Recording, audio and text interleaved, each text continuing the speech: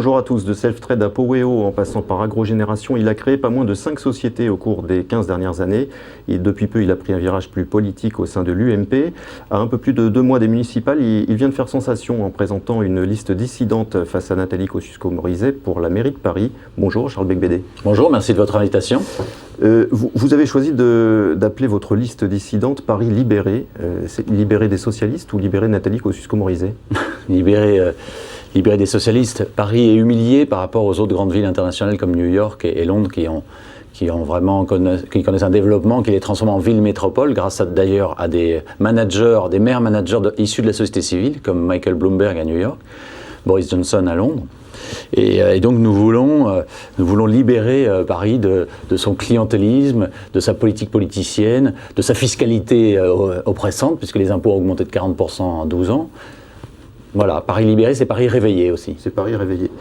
Vous expliquez depuis quelques jours votre démarche, votre liste dissidente, et j'avoue qu'on a un petit peu de mal à comprendre le raisonnement qui consiste à dire la démarche unique UMP, UDI, Modem, ça ne marche pas, ça n'est pas efficace. Je crée une nouvelle liste au risque de fragiliser la position de Nathalie Kosciusko-Morizet. Je vais vous expliquer, c'est extrêmement simple. En septembre, les sondages, si l'on en ajoute NKM, UDI et Modem, on est à 45%. Depuis, elle fait l'union, elle va dans une stratégie unioniste et faire une liste unique, et là on est à 38,5. Donc il y a 6,5 de déperdition. Donc si on veut battre la gauche, si on veut qu'il y ait une nouvelle équipe à l'hôtel de ville, il n'y a pas le choix, il faut élargir l'offre politique, c'est ce que nous faisons avec Paris Libéré. Cette déperdition, vous l'expliquez comment ? C'est que les Parisiens sont surinformés, passionnés de politique, et surtout ils ont envie que ça change. Et donc ils ont vu aussi que cette stratégie d'union s'est traduite par des combines politicardes avec des barons qui s'accrochent à leur siège. Et c'est pas ça que veulent les Français, et encore moins les Parisiens. Ils veulent du renouveau, ils veulent un souffle nouveau, le souffle de la liberté.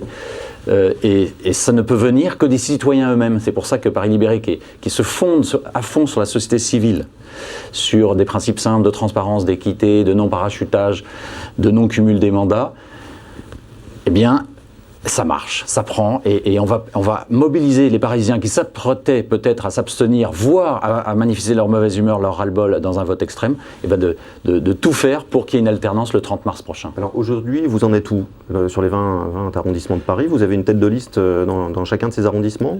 Pas encore, on en a déjà dans 11 arrondissements et on est en discussion avec des centristes pour 4 ou 5 arrondissements supplémentaires. Et puis ensuite, il y a des situations spéciales comme le 5e où il y a Dominique Tibéri, comme le 14e avec Marie-Claire Carrejec, qui sont déjà là, en candidat libre et indépendant dans ces arrondissements, qu'on essaye de convaincre de nous rejoindre. Et ça, c'est l'affaire de quelques jours, je l'espère. Mais le profil des personnalités qui vous rejoignent ou qui sont susceptibles de vous rejoindre, ce sont des gens issus majoritairement de l'UMP ou des centristes, comme vous le disiez dans certains arrondissements? Il y a des centristes et puis des citoyens, des gens non encartés qui spontanément nous ont sollicités, approuvent notre démarche, nous soutiennent et se joignent à nous. Et alors, notre mission, c'est de bien sélectionner les têtes de liste parce que nous responsabilisons énormément les têtes de liste. C'est eux ensuite qui constituent leur liste, leur projet pour l'arrondissement. C'est la subsidiarité. Ce qui peut être fait au niveau de l'arrondissement ne doit surtout pas être fait au niveau de l'ensemble de tout Paris. Et puis, en revanche, on partage des valeurs communes, que je l'ai dit tout à l'heure, transparence, équité, non-cumul, non-parachutage, ancrage dans l'arrondissement, participation à la vie locale au quotidien. Sans doute, votre dissidence va laisser des traces dans vos relations avec Nathalie Kosciusko-Morizet. L'idée, c'est de la rejoindre au second tour? Vous lui poserez la question, mais l'idée, c'est de se rassembler, en effet, de rassembler tous les Parisiens qui veulent une alternance à la mairie de Paris, parce qu'après 13 ans de socialisme, franchement, ça ne va pas sur l'emploi, ça ne va pas sur le logement, ça ne va pas sur la circulation, ça ne va pas sur la pollution, ça ne va pas sur la qualité de vie. C'est mal géré, la dette a été multipliée par 4, les impôts ont augmenté, les dépenses, bon, bref, le nombre de fonctionnaires, 14 000 fonctionnaires de plus. Donc l'idée, c'est de tout faire pour qu'il y ait une nouvelle équipe qui aille à l'hôtel de ville dès le 30 mars, et pour ça, il faudra se rassembler. Donc dans certains arrondissements, c'est les équipes de Nathalie qui se rallieront à nous, dans d'autres peut-être le contraire. Quoi qu'il arrive, on va devoir se parler, travailler ensemble intelligemment pour tout faire pour battre Hidalgo le 30 mars. Et quoi qu'il arrive, vous irez au bout de votre démarche, même si les sondages à l'approche de l'élection montraient que votre intervention fragilise la position de NKM? Non, mais au contraire, ça augmente les chances qu'on l'emporte. Nous ne serons pas, je ne pense pas qu'on sera une force d'appoint. Je vous le dis, il y a une vraie dynamique. C'est en train de prendre. Là, nous lançons aujourd'hui, donc Paris Libéré. Donc, attendons quelques jours, voyons les sondages, mais je pense qu'ils seront très positifs. Et on augmente les chances de la droite et du centre de gagner l'alternance en 2014 pour Paris, et c'est très important. Quelle est aujourd'hui votre situation vis-à-vis de l'UMP? Vous avez été obligé de prendre du champ? Ah oui, je me suis mis en retrait, bien sûr. Il n'est pas envisageable qu'un secrétaire national de l'UMP, que je suis, puisse conduire une liste qui va contre une tête de liste qui a été investie régulièrement par le parti et qui plus est dans le cadre d'une primaire. Moi, je regrette qu'à l'issue des primaires, Nathalie n'ait pas su rassembler toutes les sensibilités de la droite et du centre, mais ça, c'est le passé. Donc, je me suis mis en retrait, je vais sans doute être suspendu, puis exclu, mais ça, je le regrette parce que j'aimerais que cette famille politique se modernise et incarne le renouveau pour 2017. Mais il est trop tôt pour parler de mes relations avec cette famille.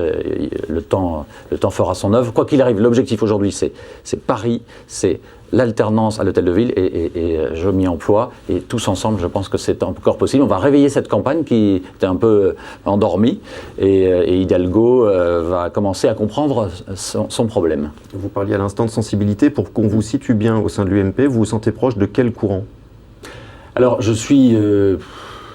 Vous savez, moi, je ne suis pas un spécialiste de la politique politicienne, mais je suis en faveur de la liberté d'entreprendre, bien sûr. Je crois que la liberté permet de créer des richesses. Ces richesses, ensuite, permettent une vraie solidarité parce que financée et pas faite à crédit.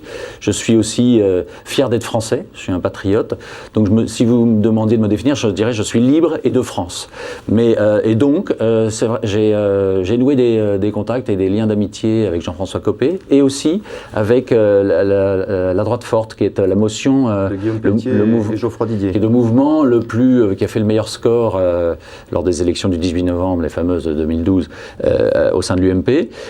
J'ai accepté d'être président de leur think tank droite forte. Et donc nous sommes en train de travailler à faire des propositions en vue de 2017. Donc d'une certaine façon, en caricaturant un peu, on peut dire que vous faites ce que Guillaume Pelletier recommandait de faire après les primaires, c'est-à-dire tout faire pour faire battre Nathalie Kosciusko-Morizet. Ah, c'était effectivement une phrase qu'il a regrettée parce que c'était un peu agressif de la part d'un vice-président de l'UMP. Mais non, mais l'idée c'est vraiment de tout faire pour battre Hidalgo. C'est pas un front anti-NKM, loin de là, c'est tout le contraire. C'est vraiment un front anti-Hidalgo. Vous demanderez à Nathalie Kosciusko-Morizet si elle est prête à se rallier à nos couleurs dans le cas où une liste arriverait en tête devant les siennes. Mais ce qui est sûr, c'est qu'il faudra se rassembler, travailler ensemble pour qu'il y ait une alternance à l'Hôtel de Ville, parce que les Parisiens, ils en ont marre de la gestion des socialistes depuis 13 ans. Très rapidement, Charles Beigbeder, le business, c'est terminé ou c'est une simple parenthèse, la politique? Je suis un entrepreneur. Actuellement, je suis dans une activité d'investisseur-entrepreneur où j'accompagne des entrepreneurs. Je ne suis pas PDG à 1000% d'une boîte, ça c'est sûr, ça ne serait pas possible. J'ai décidé pendant quelques années de donner mon temps à la vie publique. Ça a été un engagement syndical, patronal pendant un certain nombre d'années. Maintenant, c'est la vie publique, la vie politique à fond. Et je pense qu'il y a besoin que la société civile s'engage en politique parce que ça va mal au niveau national, ça va mal au niveau local. Si on laisse seule la classe politique gérer ces défis, je pense qu'on ne va pas y arriver. Donc permettez-moi humblement de penser que c'est utile que des gens comme moi s'engagent en politique. Merci beaucoup, Merci. Charles Beigbeder, à bientôt.